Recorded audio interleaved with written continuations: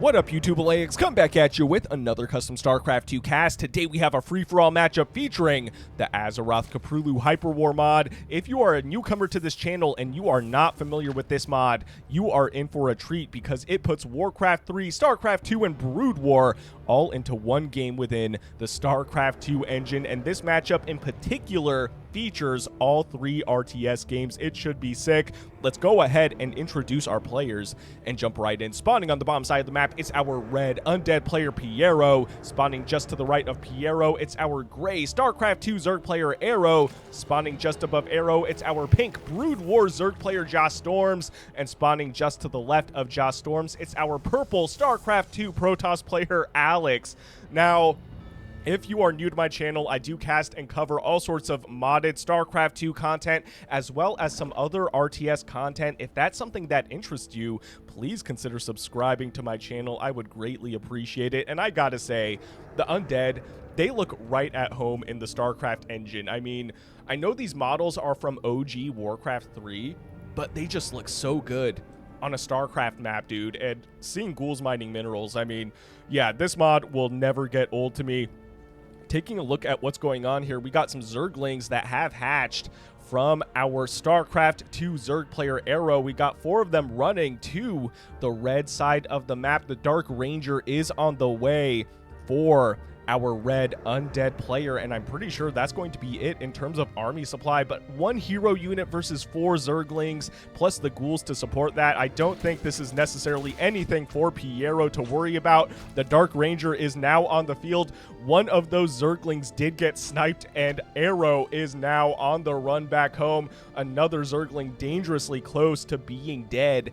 But all things considered, at the very least, Arrow was able to get a bit of scouting information and did see that hero unit for our Warcraft 3 player. So at the very least, he knows that there is a hero on the field. Not that he shouldn't expect it, because the meta, where this mod is concerned, definitely leans into early heroes, because the StarCraft 2 players do not have heroes at their disposal. So usually they have to play a little bit more defensively. There's a Gargoyle on the field as well. We don't see this unit too often, and it looks like Pierro is going for the attack. There's quite a few Zerglings here. In fact, how many Zerglings are there for our gray player? It looks like 23 Zerglings on the field. That is more than enough to defend against whatever our Undead player has. And the Overlord spotting the Undead army, or I guess the Undead strike force, because 3 units is hardly an army.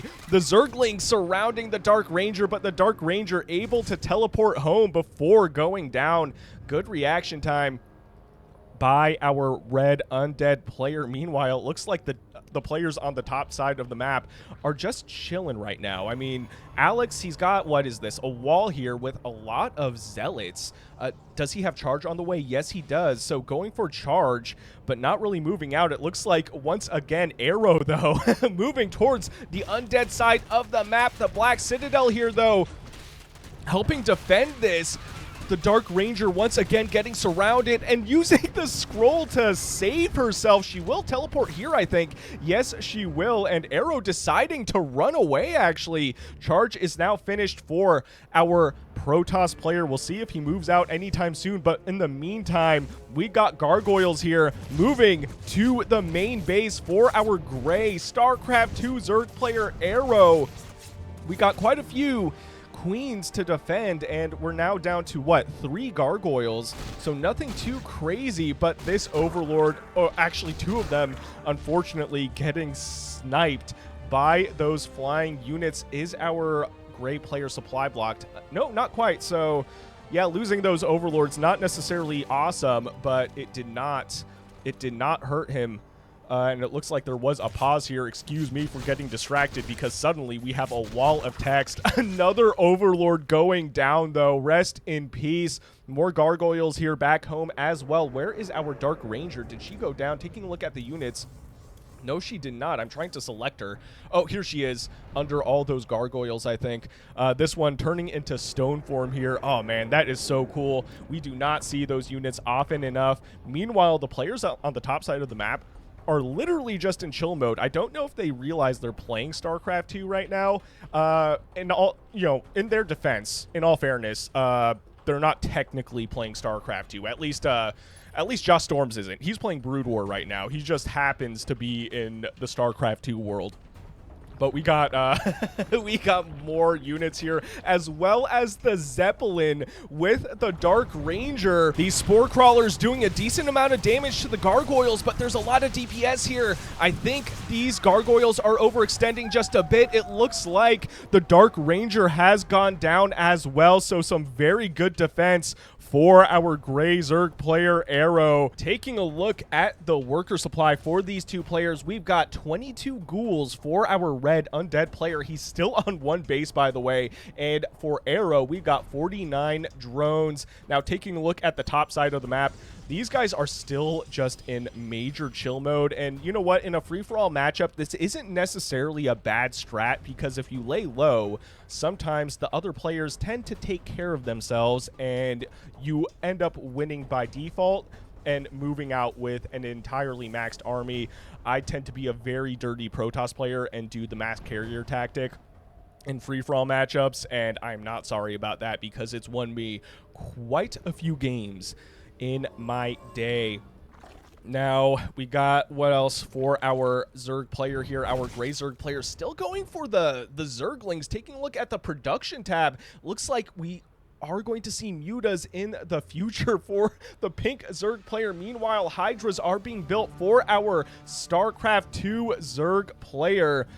And the Frost Worms are on the map as well. Such a cool looking unit. Taking a look also at the level for the Dark Ranger, she's still at level 1, which is wild. You know what Pierro could do is just move out to the left and start taking out creep camps. That is totally a valid play to level up that hero instead of just losing it to the Gray Zerg player. Lurker aspect is finishing up for our pink Zerg player. Meanwhile, what is going on for our Protoss player? It looks like we got what I'm pretty sure I saw a robotics bay. Yep, here we go. So are we going to see Colossi or Disruptors is the question. I feel like we're going to see Colossi because we got a lot of Hydras here, and they're finally moving out towards the left-hand side of the map. Here we go. This Stalker is spotting quite a bit of Hydras, and we got the Charge Zealots coming to engage this army. With charge, they will be able to break the distance, and kiting isn't going to be much of a thing. A lot of these Hydras are going down.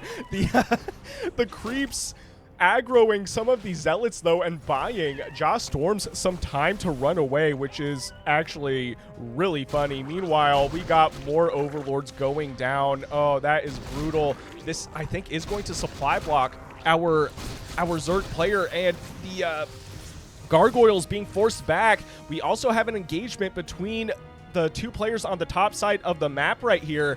I saw it on the mini-map. Still Hydras and still Zealots. Nothing too crazy. What's crazier right now, though, in all honesty, is this army composition. A Frost Worm with the Gargoyles, because this is something that literally does not exist in StarCraft 2. This base is under attack. All the workers have either been killed or evacuated, and the queens are now chilling behind the main base to defend their precious drones. Meanwhile, we got lurkers here mixed in with the pink Zerg army. There is an observer here, which actually two of them, which are moving a little bit far forward, but all the stuff for the Protoss player pretty much has gone down, with the exception of this Warp Prism, and Jastorms is going for the attack at what? The natural base, and Arrow saying, "K bro." I think he's tired of dealing with these flying units, and is he gonna just move out and start trying to do damage to the Undead player? I am so curious about that. He's just now expanded, by the way, which is also really funny. This base, though, will go down, and I think that is going to be it for our purple Protoss player. Unfortunately for him, what I think happened is he just tried to tech up into too many different tech trees too quickly. We're only at 10 minutes into the game. I saw a Stargate. There was a robotics bay. So yeah, I think he just didn't have necessarily the strongest build, unfortunately for him, but we got Zealots here in the main base, which I did not notice. This base is completely unsaturated now, with the exception of one worker on the gas. Meanwhile, though, this base was taken out by our Zerg player. And what does Pierro have? He's got 62 supply versus 155 supply. We're looking at total supplies here. The Dark Ranger is reviving. Is she still at level 1, though? She is at level 2, which is something. We got the, oh man, we had some static defense here. We still got that Black Citadel, and we got a lot of a lot of ghouls here. I don't know if they'll be able to really do much. And here we go. It looks like Alex actually throwing out the GG up top. His base is completely infested by the Zerg, and we got the Zerg here on the left-hand side of the map as well, taking out a lot of Pierro's base. He's got some Gargoyles here, but unfortunately, I think that is it. We got ghouls. Ghouls and one Acolyte. Two Acolytes actually being put into the Goblin Zeppelin, and they are evacuating. This is amazing. So Pierro deciding to ditch his main base, and he's going to rebuild. How many resources does he have? He's got a good bank. And he's going to be rebuilding his necropolis. I would have gone really aggressive and moved out like as far as I could away from this situation, because all Arrow really has to do is move a little bit farther left, and he'll find the rest of the undead stuff completely undefended right here. We'll see if Pierro can do anything with this. I don't know if he can necessarily. We got the Gargoyles, though, moving out towards the towards the Zerg side of the map, and a really big Brood War Zerg army moving out here, which is catching Arrow completely out of position.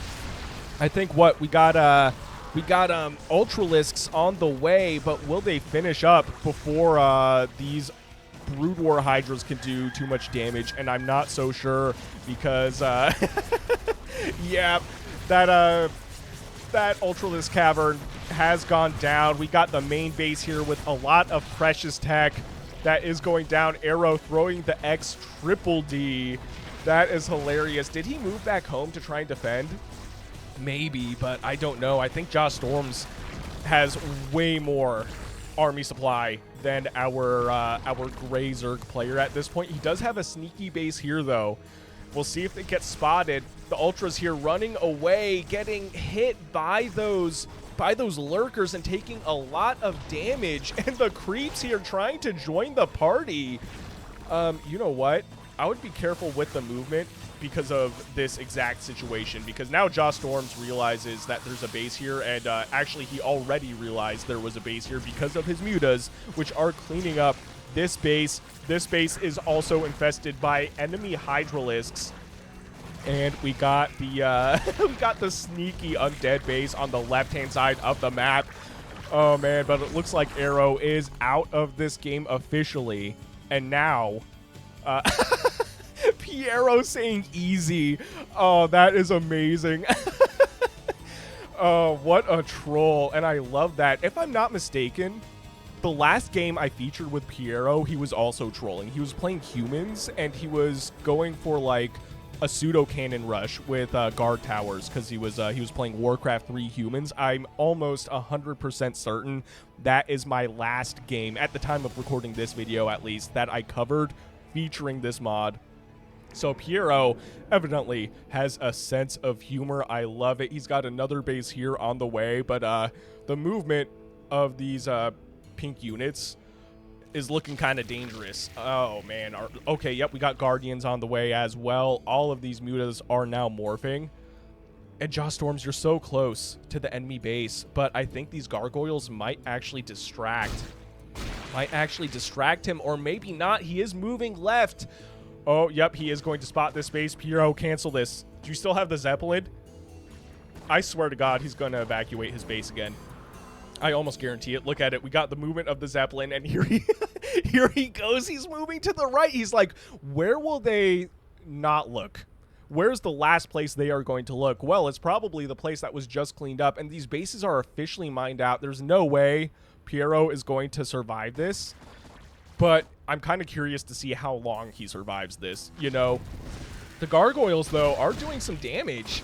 The Muta's going down. How many are there? We've got 5 Gargoyles right now, and this base is now being placed down. Amazing. Yep, this base getting absolutely cleaned up by the pink Brood War Zerg player. And the Gargoyles here are actually doing a lot of work. I think Jastorms just feels very safe. He's also got more Mutas on the way here. All these Gargoyles getting cleaned up, and taking a look at the units tab, we got 1 Acolyte and 1 Goblin Zeppelin and one Necropolis on the way with just enough money for another one. No way he's gonna do this. Oh my god, this is amazing. So if you're still here, thank you for staying towards what is evidently, I think, the end of the video, but start taking your bets now. How long do you think Pierro is going to be able to survive? I think he's got another good like 45 seconds. I think at the 17-minute and 30-second mark is when he's going to tap out. I just have a feeling it's going to be 17 minutes and 30 seconds on the dot, but I think I may be biased because that is a very satisfactory number. It could be like 17 minutes and 22 seconds or something like that, even though we're now at 17 minutes and 25 seconds. Anyways, the Scourge here have spotted this base, and oh, nice movement by Jastorms spotting the second base as well. We're officially past the 17-minute and 30 seconds mark, so evidently I was wrong. I would have lost money, but Pierro has officially been defeated at the 17-minute and 43-second mark. What a sick game. If you guys enjoyed what you saw, please consider shooting me a like and subscribe. I would greatly appreciate it, and as always, big shout out to my channel members. I really appreciate the extra support. I'll see you guys on the next one.